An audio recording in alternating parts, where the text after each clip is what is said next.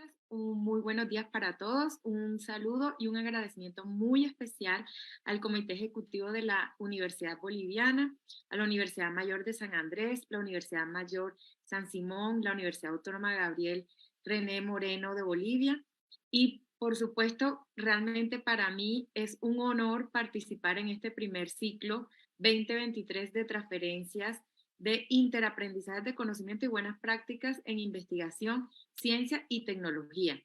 Es un propósito muy loable que, por supuesto, se quiera contribuir al fortalecimiento de las capacidades y la cooperación entre las distintas universidades, pero también vinculando pues a todo el sector docente, universitario y autoridades de las 15 universidades que actualmente están convocadas en esta red del sistema de la Universidad Boliviana. Igualmente agradecer a Ivy y a Carmina pues por toda la coordinación logística y técnica de mi presentación y a todas las personas que son actualmente más de 200 que yo sé que probablemente ya estemos muy cerca de la hora del almuerzo y pues les agradecería inmensamente si esta conferencia que en este momento me corresponde a mí pueda generar el interés y que les pueda aportar algún tipo de información que pueda ser útil para todas las actividades que ustedes realizan cotidianamente en sus entornos académicos. Entonces, para comenzar, yo voy a compartir mi presentación. Vamos a publicarla. ¿Me confirman, por favor, si ya mira? Sí, perfecto. Entonces la Se ve están viendo. perfectamente, Carolina. Muchísimas gracias. Bueno, yo voy a hablar de un tema y es cómo proteger las culturas y las expresiones culturales tradicionales de los pueblos indígenas, pero en un contexto del derecho de autor.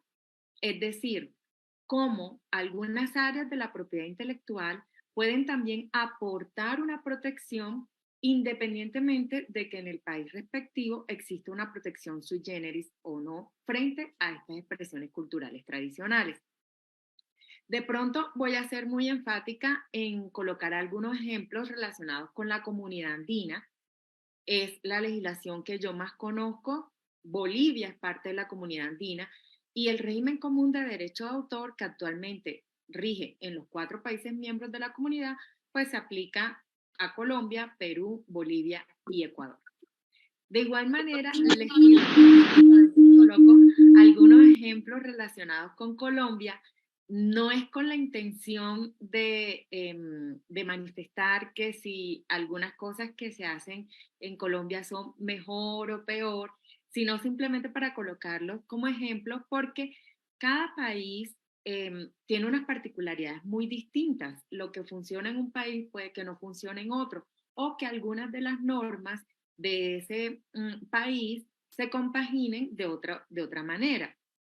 Por eso no estoy colocando los ejemplos con el propósito de decir que es mejor que en cualquier otro país, simplemente para decirles cómo ciertas cosas se hacen en Colombia también.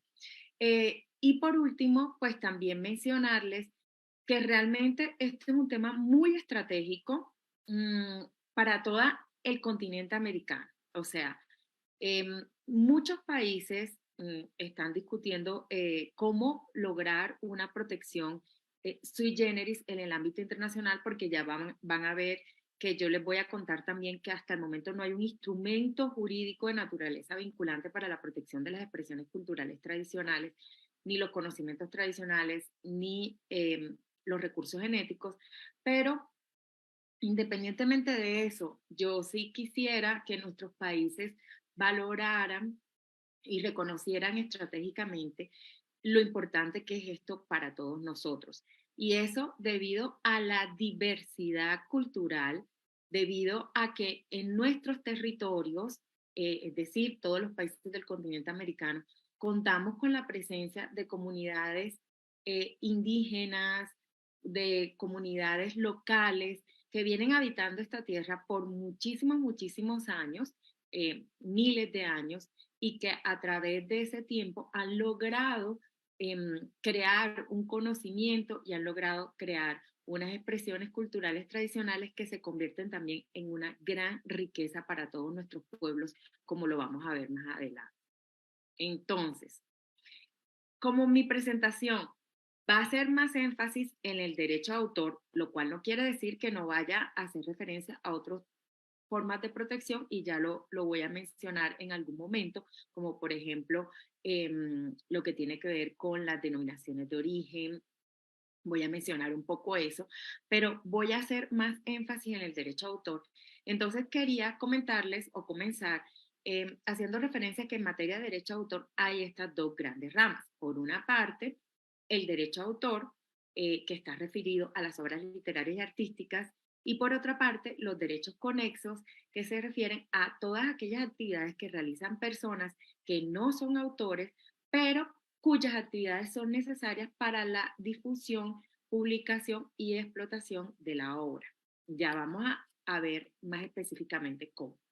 Lo otro que les quería mencionar es que a pesar de que nosotros hoy en día, cada país tiene su propia legislación de derecho de autor y en el ámbito regional algunos países han decidido tener regímenes comunes como el que yo les mencionaba de la comunidad andina o como ocurre en el marco de la Unión Europea, que también tienen unas directivas de derecho de autor aplicables a todos los países miembros de la comunidad europea. También quisiera destacar que el derecho de autor es un derecho humano y el derecho de autor está reconocido como derecho humano en el artículo 27 de la Declaración de los Derechos del Hombre. Como ustedes pueden ver en esta diapositiva, he citado textualmente ese artículo 27. Y fíjense que la segunda parte de este artículo dice que toda persona tiene derecho a la protección de los intereses morales y patrimoniales que le corresponda por razón de sus producciones científicas, literarias y artísticas de las que sea autora. Esto es importante tenerlo en cuenta porque fíjense que hace referencia tanto a los derechos de naturaleza moral como patrimonial y ya les voy a explicar en qué consisten estos dos tipos de derechos. Y ahora pasemos al objeto de protección. ¿Qué es lo que protege concretamente el derecho a autor? La respuesta a esto lo encontramos nuevamente en la decisión andina 351 del año 93. En general, en todos los países de naturaleza continental, pues está establecido que el derecho a autor lo que protege son las obras literarias, artísticas y científicas que puedan reproducirse o divulgarse por cualquier medio o por cualquier procedimiento. Por eso, nosotros vamos a encontrar aquí una cantidad de diferentes tipos de obras, perdón que me devuelvo. Vamos a encontrar, por ejemplo, obras artísticas. Cuando me refiero a las obras artísticas, pues nos referimos a los dibujos, a las pinturas, a las esculturas. Nos referimos, por ejemplo, a obras visuales como la fotografía hoy en día. Nos vamos a referir también a las obras literarias. Las obras literarias son aquellas que están expresadas a través de las palabras y dentro de las obras literarias vamos a encontrar dibujos, perdón, vamos a encontrar poemas, novelas, vamos a encontrar ensayos, vamos a encontrar diferentes guiones que también están protegidos como obra literaria. Vamos a encontrar también dentro del objeto de la protección del derecho de autor las obras audiovisuales. Vamos a encontrar la protección del software, que tal vez muchos les vemos más en una finalidad utilitaria, pero el software está protegido como obra literaria y así se encuentra establecido también en varios convenios multilaterales, entre ellos pues el acuerdo sobre los aspectos de los derechos de propiedad intelectual relacionados con el comercio. Y vamos a encontrar también aquí las obras científicas. En relación con todo este tipo de obras que les he mencionado y aquellas que seguramente no les he mencionado porque esto es simplemente una enumeración enunciativa, no taxativa, vamos a encontrar que para que surja el derecho de autor, lo único que debe hacerse es crear la obra. ¿Por qué? Porque para el derecho de autor no es necesario que se registre la obra para que exista una protección. En esto se diferencia ampliamente el derecho de autor de la propiedad industrial, porque en el caso de la propiedad industrial sí se requiere un registro para que exista protección vía propiedad industrial, y ya lo vamos a ver. Pero, vuelvo y les repito, basta con la creación para que el derecho de autor proteja esa obra. Uy, espérenme un segundito que aquí hundí algo que no debía hundir. Ya. Y bueno, quisiera detenerme aquí en una categoría de obras que son las obras de arte aplicado. ¿Por qué es importante esta categoría de obras? Porque tiene que ver mucho con las expresiones culturales tradicionales y tiene que ver mucho también con la artesanía. Cuando nosotros nos vamos a la decisión andina 351, que la voy a mencionar reiteradamente porque aplica también a Bolivia, vamos a encontrar que esta obra debe cumplir como unas condiciones. Primero, que se trate de una obra artística de naturaleza original. Me voy a detener un poquito a explicar qué es la originalidad. La originalidad es un requisito para que exista protección por el derecho de autor. Y para que una obra sea original, quiere decir que no es copia de ninguna otra obra. Es decir, la obra es un reflejo de la impronta personal del autor. Cada uno de nosotros tiene unas historias que son muy personales, que tienen que ver con nuestra crianza, que tienen que ver con el lugar en donde hemos nacido, que tiene que ver con la educación que hemos recibido, con las experiencias que hemos tenido, sean estas positivas, negativas, etcétera. Y cada uno de nosotros va a tener una manera distinta de expresarse a través de cualquier medio, sea que escojamos la literatura, sea que escojamos el arte, sea que escojamos lo audiovisual, etc. El punto es que la originalidad hace referencia a esa impronta personal que el autor Muy le bien, imprime. ¿usted cómo está? Por otra parte, gracias. Por otra parte, en el caso de las obras de arte aplicado, por lo general esa creación tiene unas funciones utilitarias o se encuentran incorporadas en un artículo útil. Pero aquí hay que hacer una aclaración. El hecho de que se encuentre incorporado un artículo útil no quiere decir que lo que esté protegido es esa función utilitaria. No, lo que está protegido es la expresión artística, no la función utilitaria. Por eso yo colocaba acá este ejemplo. En el caso de la silla que ustedes ven en esta diapositiva, no es que esté protegida la función de la silla que sirve para sentarse. Lo que protege la obra de arte aplicado es ese elemento artístico y original que está referido a una expresión artística, valga la redundancia. Eh, Esto quiere decir que independientemente de la función utilitaria que tenga ese objeto, lo que va a proteger la obra de arte aplicado es esta expresión original. Y por último, puede ser una obra de artesanía o producida a escala industrial. Es decir, puede ser realizada por un mecanismo tradicional o a mano, o puede ser realizada a través de un proceso más industrial, pero en todo caso es independiente la técnica que se utilice para realizar este tipo de obra de arte aplicado. Y que podemos ver reiteradamente en las expresiones también de nuestros pueblos indígenas de diferentes maneras, a través de dibujos, a través de algunas cosas que utilizamos en nuestra cotidianidad. Muchos pueblos indígenas, por ejemplo, realizan canastos que son tejidos de fibras naturales.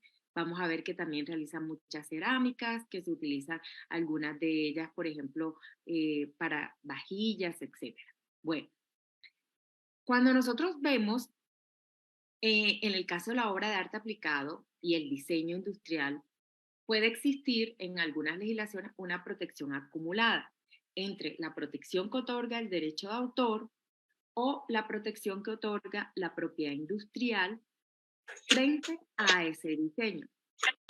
Eh, gracias. Em, Les pediría el favor de tener mucho cuidado con los micrófonos. Muchas gracias. Y bueno, la norma comunitaria, esta que les he mencionado de la decisión andina 351, dice que se pueden acumular las dos protecciones, es decir, la protección por derecho de autor y la protección por propiedad industrial, siempre y cuando se cumplan los requisitos o las condiciones para otorgar la protección. En el caso del derecho de autor, como ya les mencioné, la obra de arte aplicado tiene que cumplir con el requisito de la originalidad. Entonces, en esta diapositiva yo les hago el paralelo. En el caso del diseño industrial, el requisito que se debe cumplir no es la originalidad, sino un requisito de novedad. Y como ya les había mencionado, en el caso del derecho de autor, el registro no es constitutivo de derechos porque la obra está protegida desde el momento mismo de su creación, entonces el registro simplemente es declarativo, es un registro de buena fe. Y el diseño industrial sí es un registro constitutivo de derechos, se requiere el registro para que esté protegido. Con excepción de algunos países, por ejemplo, la Unión Europea tiene un registro, tiene una protección sui generis frente a diseños industriales eh, que no son registrados, que es una protección un poquito más corta, solamente por 3 años. Como les mencionaba, entonces, el derecho nace desde la creación en el caso de las obras de arte aplicado y con el registro en el caso del diseño industrial. Y la protección también varía sustancialmente. El derecho de autor tiene una protección muchísimo más amplia, como ustedes pueden ver, puede ser la vida del autor y dependiendo de la legislación, pueden ser 80 años después de su muerte, en algunos casos 70 años después de su muerte y en algunos casos 50 años después de la muerte del autor. Yo lo que tengo entendido es que en el caso de Bolivia son la vida del autor más 50 años después de la muerte del autor. En el caso del diseño industrial, el diseño industrial solamente tiene una protección por 10 años. Entonces, fíjense la diferencia en cuanto al término de protección. Y ahora, ¿quién es el sujeto de protección? Perdón. El sujeto de protección del derecho de autor es inicialmente el autor. ¿Por qué? Porque el autor es el titular originario de los derechos. Los derechos de autor nacen en ese ser humano que es el creador y siempre va a ser una persona física. Por eso yo les he colocado aquí como ejemplo a este lindo macaco que estuvo en una controversia casi mundial, universal, porque este macaco, un día jugando con una cámara fotográfica de un fotógrafo muy reconocido, se tomó esta selfie, que popularmente ha sido conocida a nivel mundial como la selfie del macaco, la selfie del mono.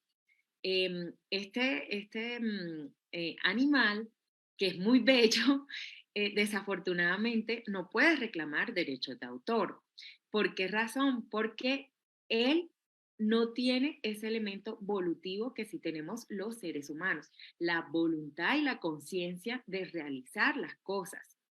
Entonces, él no sabía que estaba tomando una fotografía cuando jugaba con esa cámara fotográfica. Para que una fotografía esté protegida por derecho de autor, se requiere el requisito de la originalidad que ya tanto les he insistido. Pero como ese requisito de la originalidad depende es de toda esa impronta personal plasmada en la obra a través de ese creador, entonces eso solamente puede estar atado a un ser humano, a una persona natural, reconocida como una persona a la que se le pueden atribuir derechos de autor. Entonces, esto no pasa de ser un caso anecdótico y por ende, al no haber un sujeto de protección en el caso de la selfie del macaco, entonces va a ser una obra que va a estar en el dominio público y que cualquier persona podrá utilizarla.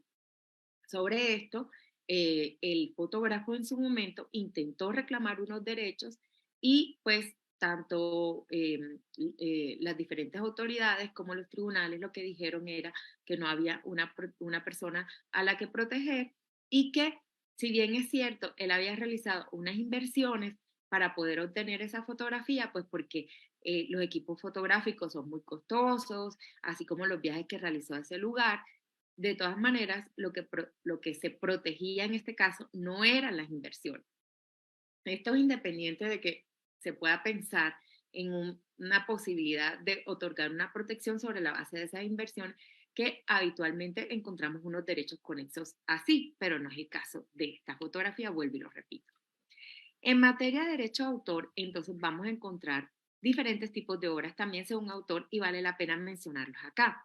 Hay algunas obras que son realizadas de forma individual. Entonces, en ese caso, tanto los derechos morales como los patrimoniales pertenecerán a una única persona. Hay otras obras que son obras en colaboración. En ese caso, son producidas conjuntamente entre dos o más personas naturales, pero los aportes no pueden ser separados. Es decir, no son indivisibles, son indivisibles, porque si se dividen, entonces se desnaturaliza la obra. Eso quiere decir que la titularidad tanto de los derechos morales como patrimoniales pertenecerá de manera pro indiviso a todos los autores. Y hay obras colectivas. Las obras colectivas son las que son producidas por un grupo de autores, pero la diferencia con las anteriores es que acá bajo la iniciativa y la orientación de una persona, que puede ser natural o jurídica, que es la que va a coordinar, divulgar y publicar bajo su nombre esa obra colectiva. Bueno, y seguimos a continuación. ¿Cuáles son los criterios de protección del derecho a autor? Entonces, no les voy a reiterar lo de la originalidad porque creo que ya hubo suficiente ilustración sobre eso, pero sí voy a hablar de los otros. La protección de la forma y no a las ideas. Todos hemos escuchado coloquialmente esta expresión, se me robaron la idea, pero el derecho a autor no protege las ideas. El derecho a autor lo que protege son la manera en que esas ideas están plasmadas o expresadas a través de una creación artística o literaria. El otro criterio de protección es la ausencia de formalidades, porque no se puede exigir ningún registro para que la obra esté protegida. Y uno de los criterios, que tal vez también es uno de los más importantes, es que para el derecho de autor es indiferente el mérito y la destinación de la obra. ¿Y por qué es indiferente? Porque juzgar si una obra es buena, es mala, o si a nuestra criterio o a nuestra vista no merece una protección, eso es algo muy subjetivo. Entonces, para evitar esto y para evitar que la protección esté sujeta a la subjetividad de la persona que está observando esa obra, es que el derecho de autor define y dice que la protección del derecho de autor se brinda independientemente del mérito de la obra, independientemente del destino que se le dé a esa obra.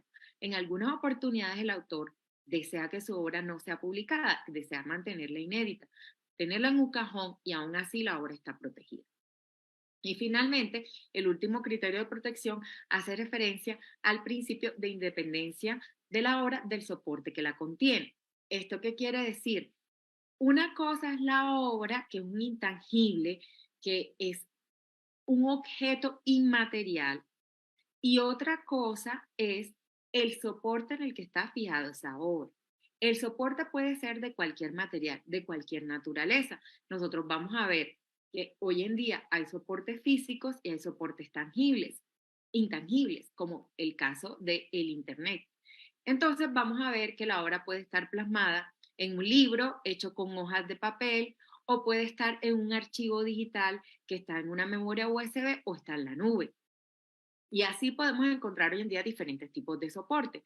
En el caso de las obras de ejemplares únicos, como son las obras artísticas, entonces pueden estar en bronce, pueden estar en barro, pueden estar en arcilla, pueden estar en palma, pueden estar en cualquier tipo de soporte.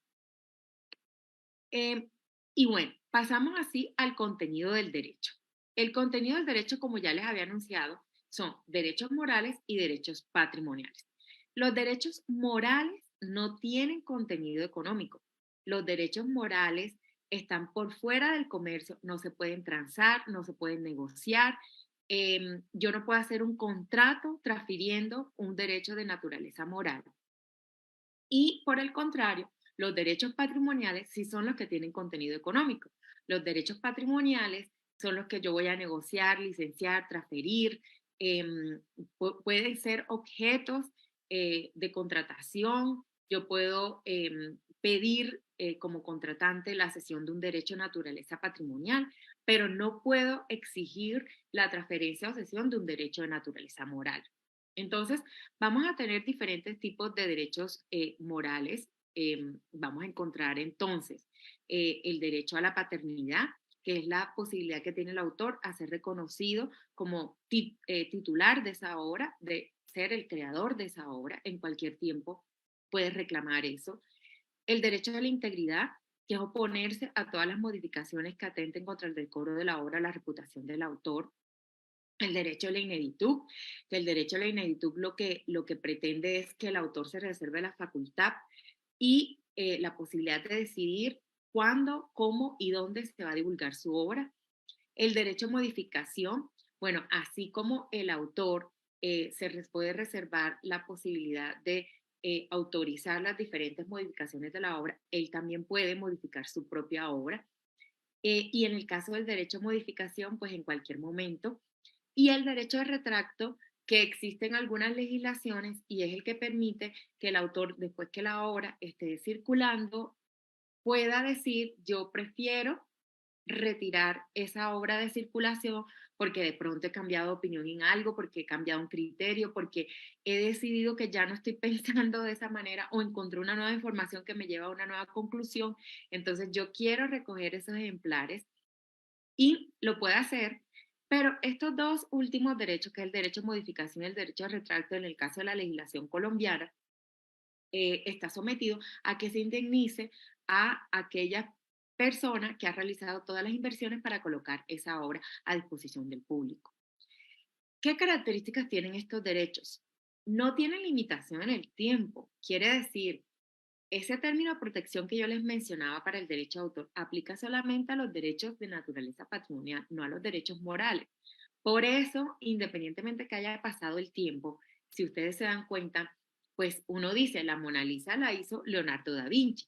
La Mona Lisa es una obra que está en el dominio público. La Mona Lisa no está protegida ya por derecho de autor, pero nadie va a decir que automáticamente se convierte en el autor de la Mona Lisa. No, porque ya sabemos que hay un autor de la Mona Lisa, ¿sí? Independientemente que esté en el dominio público.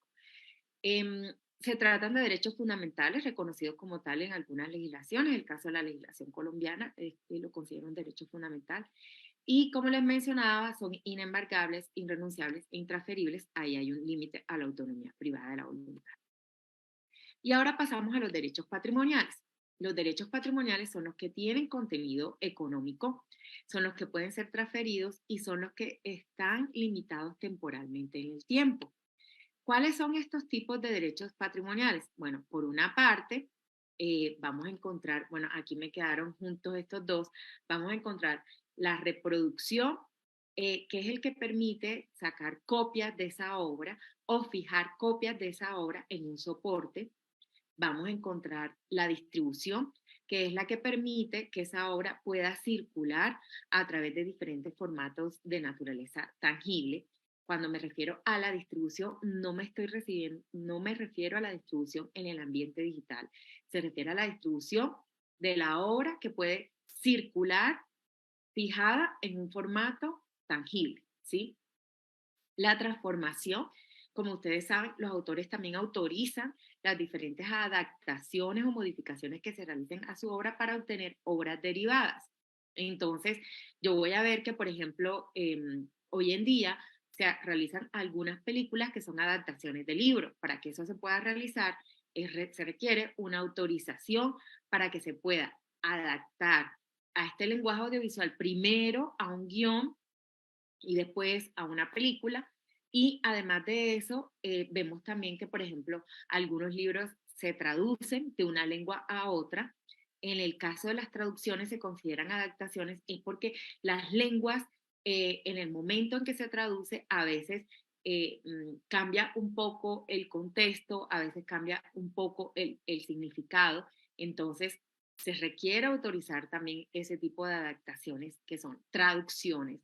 Pero también las adaptaciones pueden ser, por ejemplo, la modificación del género musical en el que se toca una obra musical. Eso también puede ser una adaptación, ¿sí?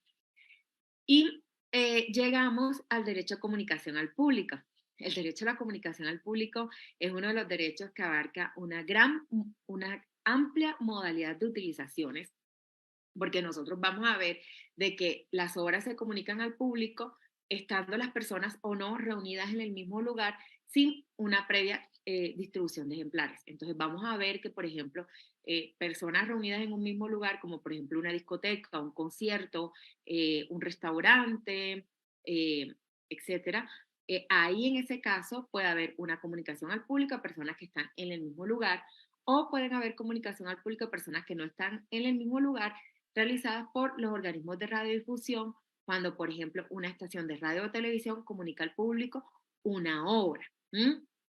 Vamos a ver también que puede existir comunicación al público en las salas de cine, y bueno, digamos que hoy en día, a raíz de toda la masificación que existe de Internet, surgió como una modalidad de comunicación al público el derecho de puesta a disposición en Internet, que es el que aparece mencionado aquí. Y básicamente consiste en la posibilidad que tiene el autor o el titular del derecho a autorizar o prohibir la puesta a disposición de la obra a través de redes y servicios digitales. Por eso el ejemplo que nosotros colocamos acá de YouTube, de Netflix, que permite que muchas personas que están ubicadas en diferentes territorios escojan lo que van a ver, cuándo lo van a ver y cómo lo van a ver. Es decir, que en ese caso hay interactividad porque el usuario, para que se complete ese acto de comunicación al público, decide las circunstancias de tiempo, modo y lugar en que esa obra va a ser disfrutada por parte de él. Y ahora hablemos de los derechos conexos, que como yo les había mencionado, es la otra gran rama del derecho de autor. En el caso de los derechos conexos, hace referencia a estas actividades técnico-empresariales que son realizadas por personas que no son autores, pero se consideran auxiliares de esta creación porque contribuyen precisamente a esa difusión. Entonces, vamos a ver acá, por ejemplo, como titulares de derechos conexos a los artistas, intérpretes o ejecutantes, vamos a ver a los productores de fonograma y vamos a ver a los organismos de radiodifusión. Ya les explico acá. En el caso de los derechos conexos, para los intérpretes, lo que se protegen son estas interpretaciones de los actores, los cantantes, los bailarines. En el caso de los productores de fonograma, lo que se protege es las fijaciones de sonidos de obras musicales en fonogramas, pero no necesariamente tienen que ser obras musicales, pueden ser otros sonidos. Por ejemplo, yo puedo hacer un sonido o fijar un sonido de la naturaleza, puedo fijar un sonido del ambiente y hacer con eso un fonograma. Puedo fijar un sonido que haga referencia a una expresión cultural tradicional, y ese fonograma estará protegido por derecho conexo independientemente de lo que yo fije dentro de él, que puede estar o no protegido por derecho de autor o a través de una expresión cultural tradicional. Y finalmente, las emisiones de los organismos de radiodifusión. Las estaciones de radio y televisión emiten o producen señales. Esas señales están protegidas. En el caso de Colombia, por ejemplo, nosotros tenemos comunidades indígenas que además administran algo que nosotros conocemos como las emisoras comunitarias. Y a partir de ahí, ellos utilizan este medio también para transmitir su música tradicional, para transmitir algunas expresiones culturales tradicionales, para intentar preservar a través de este medio también su cultura tradicional. En el caso del término de protección no me voy a detener porque ya hemos hablado de esto y llegamos aquí a un tema que es importante aclarar. Algunas legislaciones tienen incorporada la protección de las expresiones culturales tradicionales dentro de la legislación de derecho de autor. Otras legislaciones tienen la protección de derecho de autor de manera independiente y por aparte una protección o un mecanismo de protección sui generis, atendiendo a las particularidades que hacen a las expresiones culturales tradicionales precisamente especiales.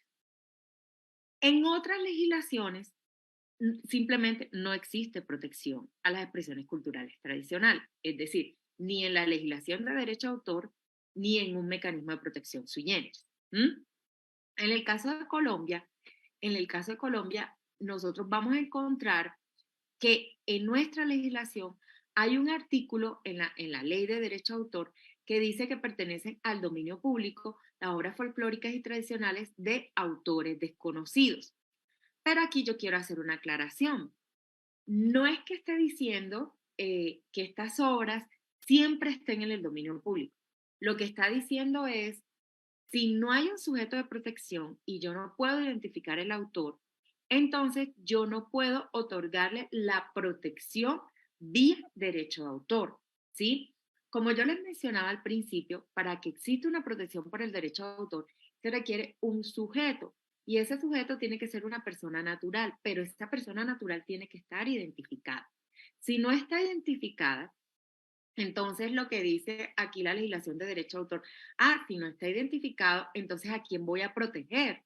No hay un sujeto de protección, por lo tanto, para mí, esa obra sin sujeto simplemente está en el dominio público. Como ocurría con el macaco que les mostraba. No hay un sujeto de protección, está en el dominio público.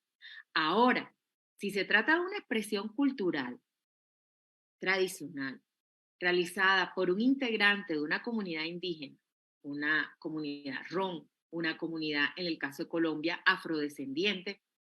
Entonces, si logro identificar a esa persona, sean una o varias, la legislación de derecho de autor puede otorgar protección vía derecho de autor, siempre y cuando sea original.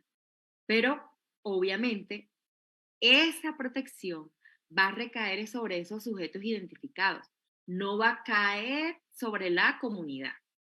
Y esa es la gran diferencia entre lo que se discute en el ámbito internacional de quién debe estar protegido en el caso de la expresión cultural tradicional, que es producto de un conocimiento o de una tradición que se transmite de generación en generación en el marco de una comunidad, ¿sí? Vemos también aquí en esta misma legislación el arte indígenas en todas sus manifestaciones, inclusive danzas, canto, artesanías, dibujo y escultura, pertenece al patrimonio cultural. Y aquí también vale la pena hacer la aclaración.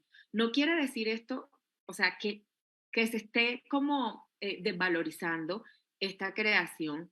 Puede haber una protección para darle una relevancia a través de la protección del patrimonio cultural, independientemente que en algunas ocasiones se cumpla el requisito para la protección por derecho de autor o independientemente que en algún momento Colombia decidiera crear un mecanismo de protección sui generis como el que existe en algunos otros países, ¿sí?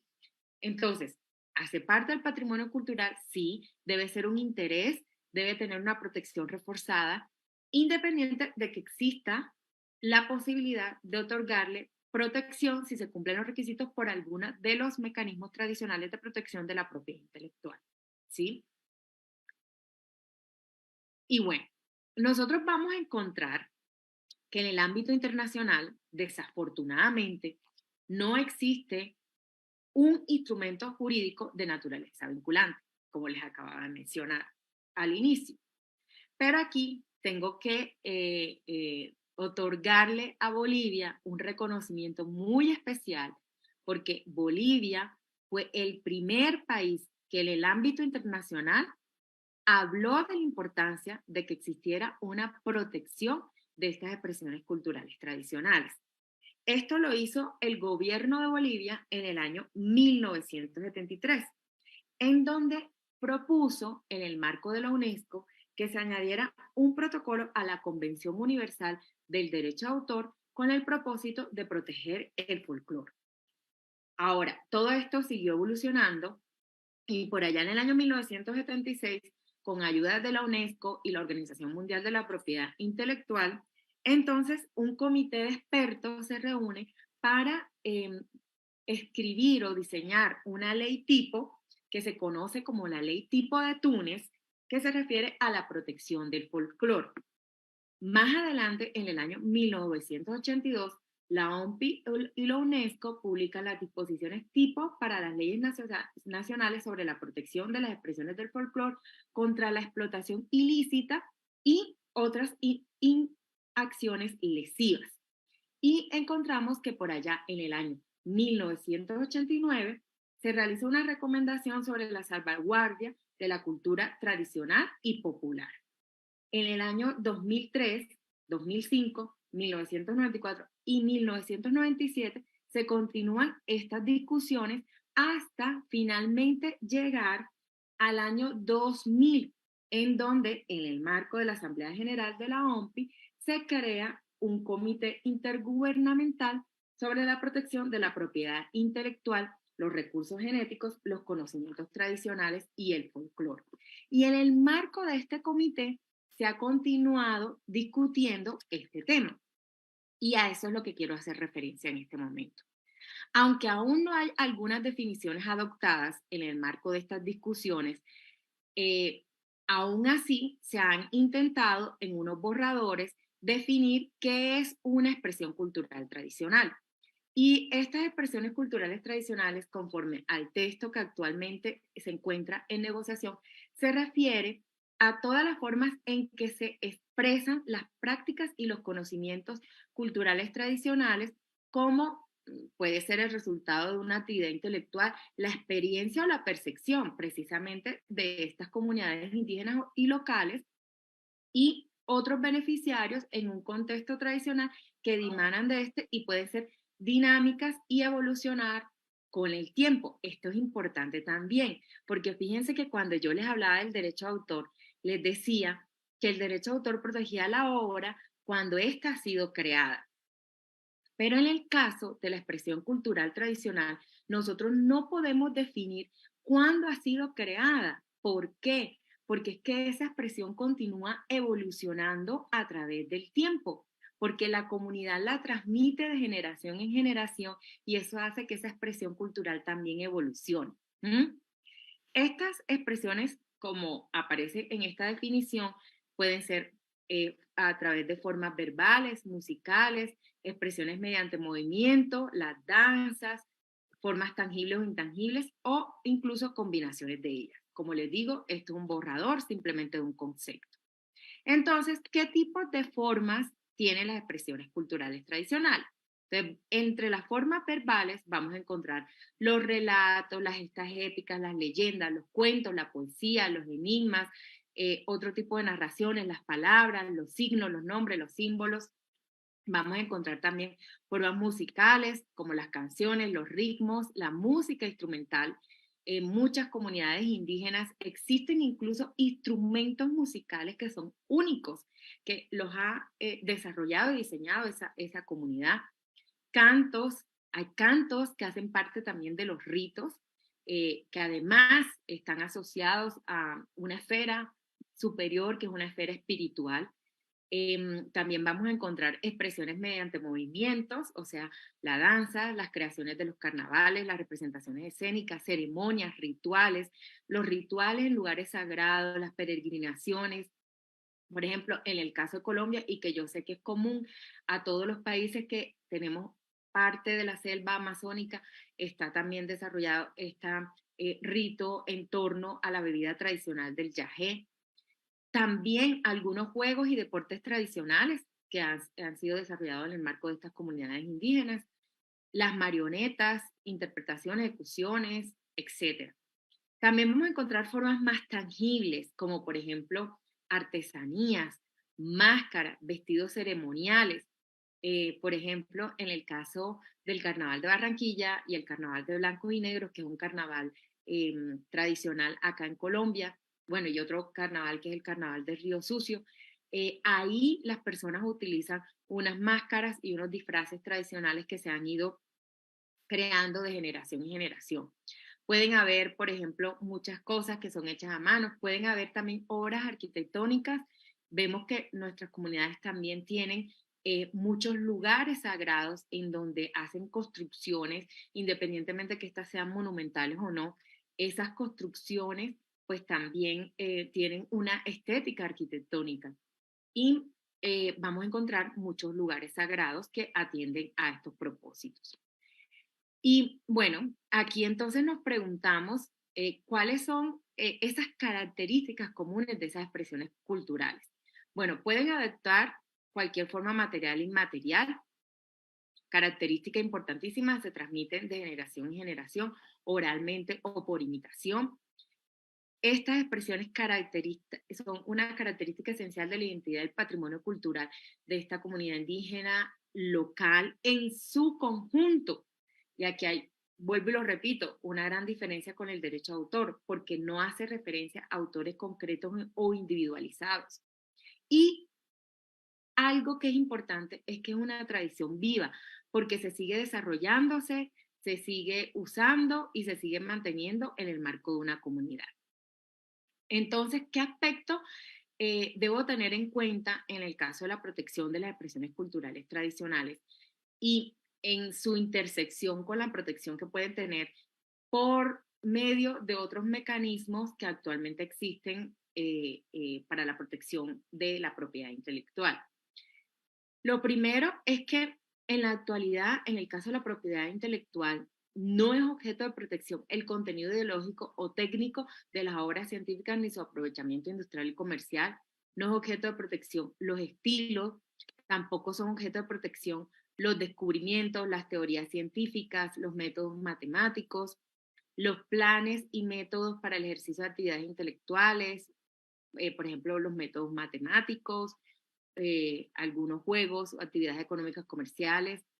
Y otra cosa que es bastante curiosa y hay que tener en cuenta, y es que es probable que alguien cree una obra original derivada a partir de la adaptación de una expresión cultural tradicional.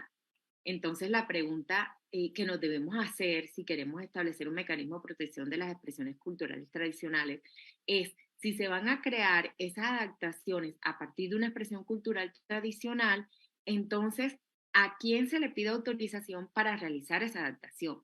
¿Se le pide autorización a la comunidad o va a haber una entidad encargada también de velar por esta protección a nivel estatal, etcétera? Y bueno, a tener en cuenta, independientemente que se pueda acudir o no a una de las formas tradicionales de protección de la API, en caso de que no exista una protección sui generis, eso no quiere decir que de todas formas no existan códigos implícitos de respeto tanto al interior de la comunidad como incluso también con otros terceros que pretendan utilizar estas expresiones culturales tradicionales. Y entonces, ¿en qué se distingue precisamente para concluir esta parte la protección que puede otorgar el derecho de autor frente a la protección que se puede otorgar a una expresión cultural tradicional en caso de que se establezca este mecanismo de protección sui generis o en caso de que un país quiera ir muchísimo más de lo que ofrece el derecho de autor, porque realmente el derecho de autor a veces es insuficiente para cubrir todas este tipo de expresiones culturales tradicionales? Entonces, fíjense este paralelo. Por una parte, el derecho de autor protege autores identificados, uno o varios, pero tengo que saber quiénes son. En el caso de la expresión cultural tradicional, no es necesario establecer un sujeto identificado, simplemente es la comunidad. En cuanto al objeto de protección, la obra tiene que ser original. Ser original implica no ser copia de otra y llevar la impronta personal del autor. En el caso de la expresión cultural tradicional, no necesariamente tiene que ser el concepto de originalidad. ¿Por qué? Porque como es parte de la idiosincrasia de la respectiva comunidad o del respectivo pueblo, pues todos pueden hacer uso de esa expresión cultural tradicional. El contenido. En el caso del derecho de autor, se habla de derechos morales y patrimoniales.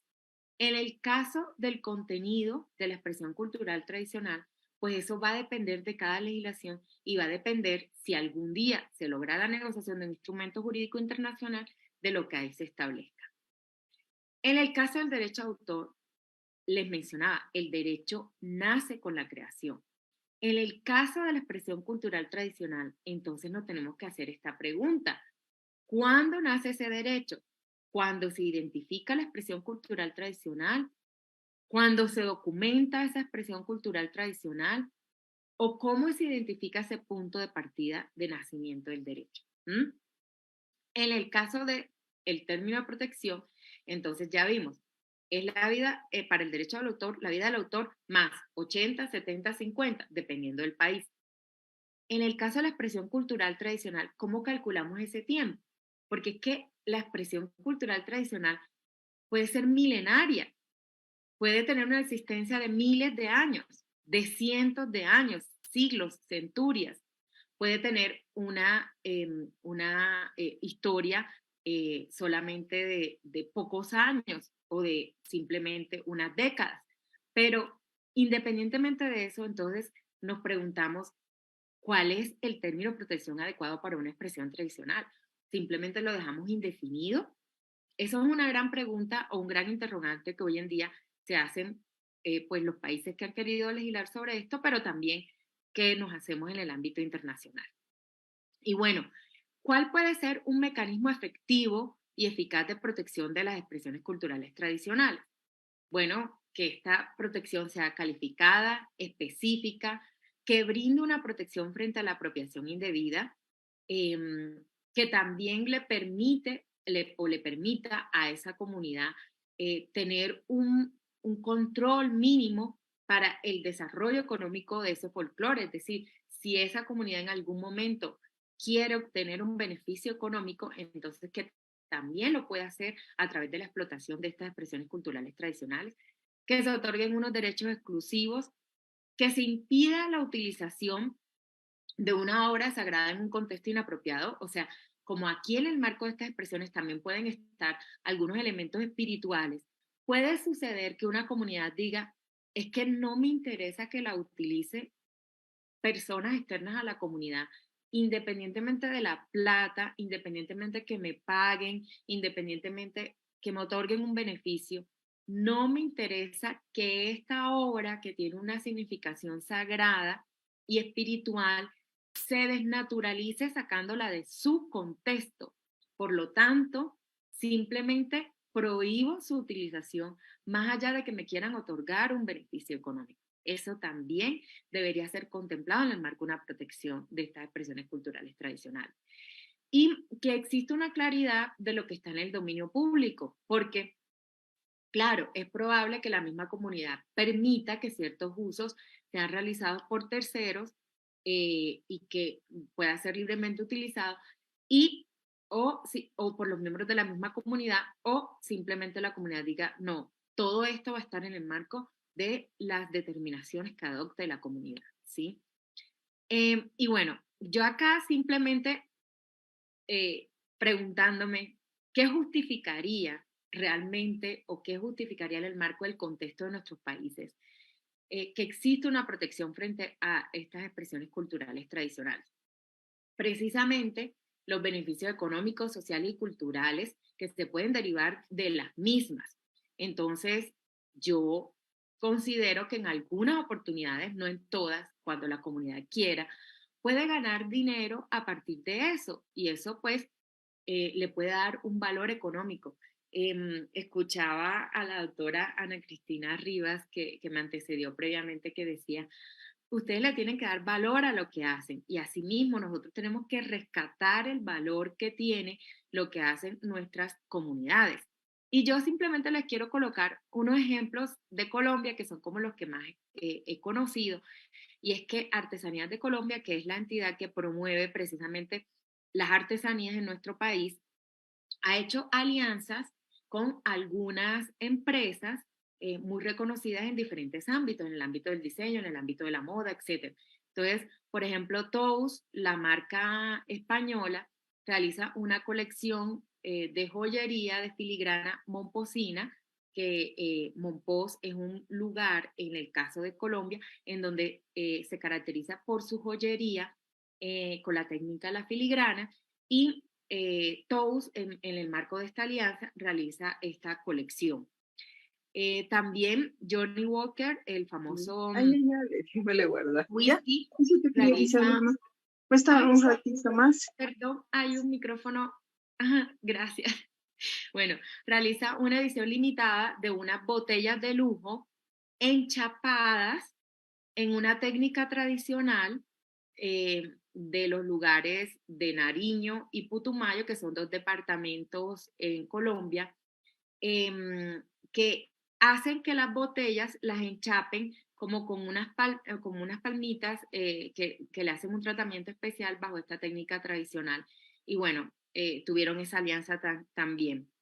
Vajillas Corona, que es una empresa muy reconocida en Colombia que vende vajillas, vasos, copas, etcétera, realizó una alianza con los artesanos de Carmen de Viboral en Antioquia para realizar una edición de vajillas con las técnicas tradicionales de Carmen de Viboral. Esta foto que yo les coloco en esta diapositiva es una vajilla pintada a mano por los artesanos de Carmen de Viboral y precisamente tienen estos colores y esta vistosidad y su característica es que es precisamente a mano realizada cada una de estas vajillas. Tiendas Jambal, que ustedes saben también es una multinacional, también realizó una alianza para hacer una serie relacionadas con artesanías realizadas por algunos de los artesanos colombianos.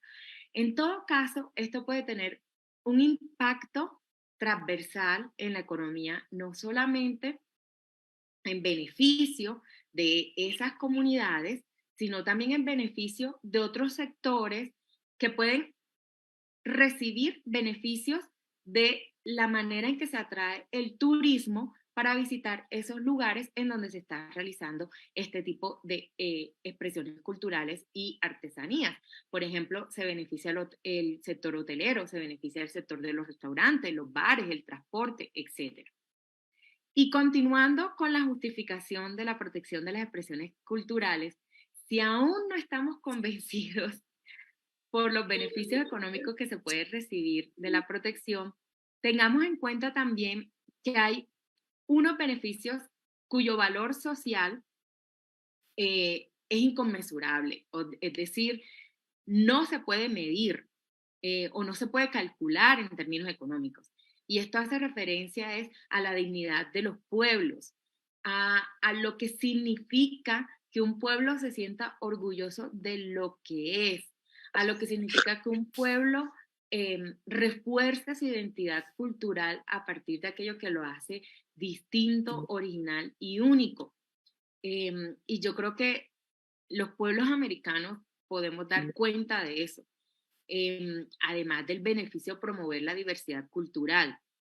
Y yo creo que nosotros nos hemos tardado mucho en despertar y darnos cuenta de esto, porque vemos que con la globalización, algunas personas de otros territorios se han dado cuenta de lo original que son estas expresiones, de lo bonitas que son, y cuando ellos comienzan a utilizarlas, es cuando nosotros nos damos cuenta y esto genera como un símbolo de alarma porque decimos, bueno, ¿por qué ellos están utilizando esta expresión que es de mi pueblo y yo no he recibido ningún beneficio o nadie nos ha pedido permiso? Entonces, que otros les hayan comenzado a dar ese valor y las hayan comenzado a utilizar, lo que nos da cuenta a nosotros de que tal vez nosotros teníamos descuidado el reconocimiento de estas expresiones culturales. Y por supuesto hay unas complejidades en la protección del folclore, hay unas complejidades en cómo lograr esa observancia, pero yo les quiero contar para finalizar un caso muy particular porque yo sé que ya estoy súper pasada del tiempo y con esto finalizo, y es hablarles del sombrero volteado. ¿Por qué me gusta hablar del sombrero volteado? Porque se hace en un lugar muy relacionado con el lugar donde yo nací. El sombrero volteado es típico en Colombia en los departamentos de Sucre y Córdoba. Yo nací en el departamento de Sucre y ahí en esos dos lugares hay unos resguardos indígenas que se dedican a tejer la caña flecha. La caña flecha es una fibra vegetal eh, que es de una planta que crece a las orillas de los cuerpos de agua. Estas comunidades Zenú o Sinú tienen 2000 años de historia, cultivan estas plantas en sus tierras y en los patios de las casas y después la cortan, la colocan al sol, la secan y después la procesan.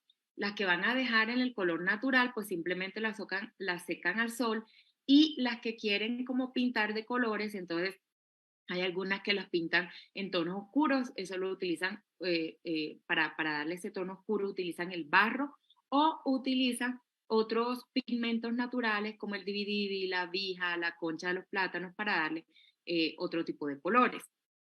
Con la caña flecha se realiza el famoso sombrero volteado. El sombrero volteado es como el que está utilizando en esta foto el famoso boxeador colombiano que también fue varias veces campeón mundial de boxeo. Y él internacionalizó el sombrero volteado porque él, antes de ganarse su primer título mundial de boxeo, le dijo a su familia, si yo me gano un título mundial de boxeo, lo primero que voy a hacer cuando me suba al ring a recibir mi cinturón es colocarme un sombrero volteado. Y a renglón seguido, esta imagen de Miguel Japilora le dio la vuelta al mundo.